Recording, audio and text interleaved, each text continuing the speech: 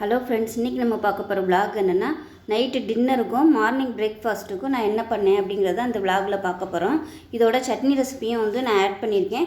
So miss பண்ணாமல் பாருங்கள். வீடியோக்குள்ளே போகிறதுக்கு முன்னாடி சேனலை சப்ஸ்கிரைப் பண்ணுங்கள், பக்கத்தில் பெல் பட்டனையும் ப்ரெஸ் பண்ணுங்கள். வாங்க வீடியோக்குள்ளே போகலாம்.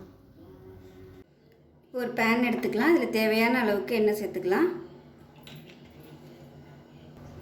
எண்ணெய் சூடானதும் ஒரு டீஸ்பூன் போல் ஜீரகம் சேர்த்துக்கலாம்.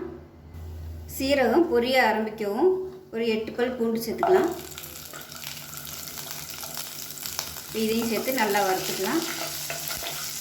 இது கூடவே ஒரு கைப்பிடி அளவுக்கு கருவேப்பிலை சேர்த்துக்கலாம்.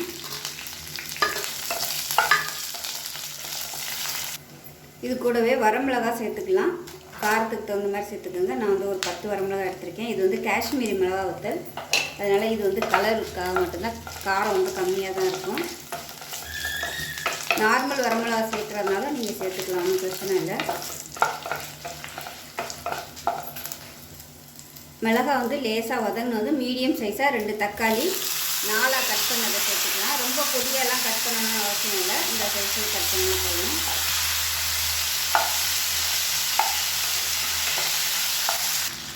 தக்காளி வதங்குறதுக்கு உப்பு சேர்த்துக்கலாம். தக்காளி நல்லா வதங்கிடுச்சு. இதில் 2 டேபிள் ஸ்பூன் துருவன தேங்காய் சேர்த்துக்கலாம். இதையும் சேர்த்து நல்லா வறுத்துக்கலாம். இப்போ எல்லாமே நல்லா வதங்கிடுச்சு. அமர்த்திடலாம். அமர்த்திட்டு ஆற விட்டுட்டு நல்லா அரைச்சிட்டு பார்க்கலாம். இப்போ நல்லா ஆறிடுச்சு. இது ஒரு மிக்ஸி ஜாருக்கு சேர்த்துக்கலாம்.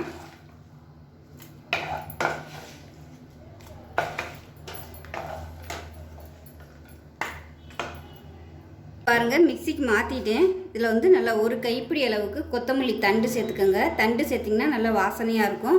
இலை இருந்தாலும் சேர்த்துக்கோங்க.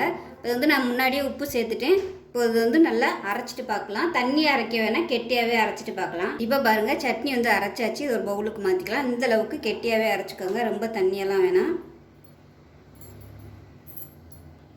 இப்போ இதில் ஒரு கைப்பிடி அளவுக்கு பொடியாக நறுக்குன வெங்காயம் சேர்த்துக்கலாம். பெரிய வெங்காயம் இந்த மாதிரி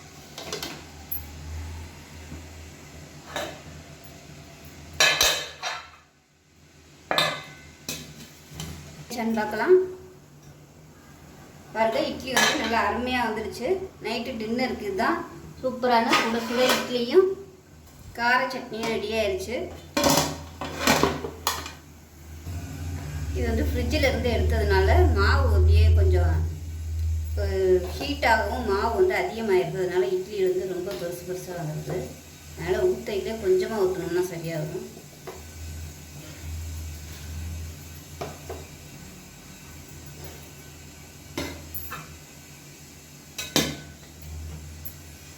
இப்போ பாருங்கள், டின்னருக்கு சூப்பரான சட்னியும் இட்லியும் ரெடி ஆயிடுச்சு. ரொம்ப சிம்பிளான டின்னர் ரெடி ஆயிடுச்சு. இப்போ மணி பார்த்திங்கன்னா 4:55. ஸோ 4:55க்கு 4:30க்கே பார்த்திங்கன்னா என்னோடய வேலையெல்லாம் ஸ்டார்ட் பண்ணிவிட்டேன். 4 மணிக்கு அலாரம் வச்சு 4:30க்கு தான் எழுந்திரிச்சேன். ஸோ காலையில் எழுந்திரிச்சதுமே டீ போட்டுடலாம் அப்படின்ட்டு முதல் நாள் நைட்டே எல்லா பாத்திரம் எல்லாமே கழுவிட்டேன். ஏன்னா காலையில் கொஞ்சம் சிரமம் இல்லாமல் இருக்கணுங்கிறதுக்காக நைட்டே எல்லாத்தையுமே கழுவி பெருக்கி போட்டேன். எந்திரிச்சதும் டீ சாப்பிட்றலாம் அப்படின்ட்டு பொண்ணுமே பார்த்திங்கன்னா காலேஜுக்கு போகிறதுக்காக கிளம்பிட்டா. 6:30க்கெலாம் கிளம்பிடுவா, திருச்சிக்கு போகணும். ஸோ அதனால் வெள்ளனை நான் 4 மணிக்கு எழுந்திரிச்சா தான் காலைல சாப்பாடு பண்ண முடியும். காலையில் பார்த்திங்கன்னா பனியாரமும் இட்லியும் ஊற்றி கொடுத்துடலாம் சாப்பாட்டுக்கு. மதியத்துக்கு அங்கே போய் சாப்பிட்டுக்குருவாங்கிற ஐடியாவில் பனியாரமும் இட்லியும் ஊற்றலான்ட்டு பிளான் பண்ணேன். ஸோ பனியாரத்துக்கு வெல்லம் தட்டிக்கிட்டு இருக்கேன். ஏன்னா நான் 4:30க்கு எந்திரிச்சதுனால கீழே நாங்கள் இருக்கிறது மாடி வீடு, கீழே ஓனர் இருப்பாங்க. அதனால் 4:30க்கெலாம் தட்டினோம்னா சத்தம் கேட்கும் அப்படின்னு சொல்லிட்டு நான் கையிலே உடச்சிட்டேன் வெல்லத்தை. முதல் நாள் நைட்டே பார்த்திங்கன்னா நான் வெளியில் எடுத்து வச்சுட்டேன். இது ஃப்ரிட்ஜில் தான் இருந்துச்சு. ஃப்ரிட்ஜில் இருந்த மணிக்கு தட்டினோம்னா தட்ட வராதுன்ட்டு முதல் நாள் நைட்டே ஒரு சம்படத்தில் போட்டு வெளியில் எடுத்து வச்சுட்டேன். ஏன்னா திடீர்னு எறும்பு வந்துருச்சுன்னா என்ன பண்ணுறதுன்ட்டு ஒரு சம்படத்தில் போட்டு வெளியில் எடுத்து வச்சுட்டேன். ஸோ காலையில் அதை தட்டிட்டு பனியாரத்துக்கு வெல்லத்தை கரைச்சி அதில் ஊற்றிக்கலான்ட்டு பக்கத்தில் பார்த்திங்கன்னா இப்போ ஒரு பாத்திரம் வச்சுருக்கேன். இப்போ வெல்லமும் கரைச்சி எடுத்துக்கிட்டேன். அதே சமயம் டீயும் ரெடி ஆயிடுச்சு. டீ குடிச்சிட்டு வேலையை ஸ்டார்ட் பண்ணிடலாம் அப்படின்ட்டு இப்போ டீ குடிச்சிட்டேன். அதுக்கப்புறமா பார்த்திங்கன்னா பனியாரத்துக்கு பாகை ஊற்றிடலாம் அப்படின்ட்டு. எப்போயுமே பனியாரம் மாவு அரைக்கும்போது கெட்டியாகவே அரைச்சிக்கணும். ஏன்னா பாகும் வேறு நம்ம ஊற்றையில் ரொம்ப தண்ணியாக போயிடும். அதனால் இதுவுமே கெட்டியாக இருக்கணும், அதுவும் கெட்டியாக இருக்கணும். வெல்லம் கரைக்கும் போதும் தண்ணி அதிகமாக ஊற்றிடக்கூடாது. இப்போ பாருங்கள் எவ்வளோ கெட்டியாக இருந்துச்சு. பாகு அந்த வெள்ளைக்கரைசல் ஊற்றவுமே தண்ணியாகிருச்சு. அதனால் பனியார மாவு எப்போவுமே நல்லா கெட்டியாகவே அரைச்சிக்கணும். அது கரைக்க விட்றது ரொம்ப நேரம் கொதிக்க விடக்கூடாது. ரொம்ப நேரம் கொதிக்க விட்டோம்னாலும் பனியாரம் வந்து ரொம்ப ஹார்டாயிரும். இப்போ பார்த்திங்கன்னா பனியாரம் மாவு ரெடி ஆயிடுச்சு. அதுக்குள்ளே பொண்ணு வந்து குளிச்சுட்டு வந்துட்டா. அவளுக்கு வந்து டீ போட்டு கொடுத்துட்டு அதுக்கப்புறமா அங்கிட்டு பனியாரமும் இந்த சைடு வந்து இட்லியும் ஊற்றி வச்சோம்னா சரியாயிரும், கரெக்டாக இருக்கும் அப்படின்ட்டு. இதுவே டைம் ஆயிடுச்சு, 5:30 ஆயிடுச்சு. அதனால் கடகடன்னு ஒரு சைடு இட்லியும் ஊற்றிட்டு ஒரு சைடு பனியாரமும் ஊற்றிக்கலாம் அப்படின்ட்டு கிளம்புறதுக்கு கரெக்டாக இருக்கும் அப்படின்ட்டு இப்போ இட்லியும் பனியாரமும் ஊற்ற ஆரம்பித்தோம். கடைசியில் பார்த்தா மழை வந்துருச்சு. நைட்டு ஃபுல்லாக மழை. நான் வெளியில் போகாதனால எனக்கு வந்து தெரியலை. அப்புறம் வெளியில் போய் பார்த்தா மழை 6 மணிக்கு 6:30க்கு கிளம்பையில் பார்த்தா மழை பெய்யுது, அதனால் காலேஜுக்கு போகலை அப்படின்ட்டா. அதனால் வந்து எல்லாமே கேன்சல் ஆகி போச்சு. இவ்வளோ தூரம் எழுந்திரிச்சு அவசர அவசரமாக வேலை பார்த்தது வேஸ்ட் ஆயிடுச்சு. சரி இருந்தாலும் எல்லாத்தையும் ஆரம்பிச்சுட்டு வந்துட்டு பாதி ஊற்றிட்டேன் பனியாரம்னா. ஸோ எல்லாத்தையும் ஊற்றி முடிச்சுட்டு இட்லியும் சுட்டுட்டு வந்து சட்னி வைக்கல. முதல் நாள் வச்ச சட்னி இருந்ததுனால அதை வச்சு காலையில் அட்ஜஸ்ட் பண்ணிக்கலாம், இல்லைன்னா அது வேஸ்ட்டாக போயிடுன்னு சொல்லிட்டு நான் வந்து காலையில் சட்னி பண்ணலை. இதுதான் பண்ணேன், பனியாரமும் இட்லியும் தான் பண்ணேன். பனியாரத்துக்கு பார்த்திங்கன்னா நெய்யும் எண்ணெயும் கலந்து ஊற்றினோம்னா நல்லா டேஸ்ட்டாக இருக்கும். வெறும் நெய்யும் ஊற்ற முடியாது அப்படின்ட்டு நான் வந்து எண்ணெயும் நெய்யும் கலந்து அது மேலே கல் மேலே வச்சிட்டோம்னா நல்லா சூடாயிரும் அப்படின்ட்டு. பாருங்கள், நான் வந்து பால்கனியில் தான் இந்த வீடியோ எடுத்தேன்.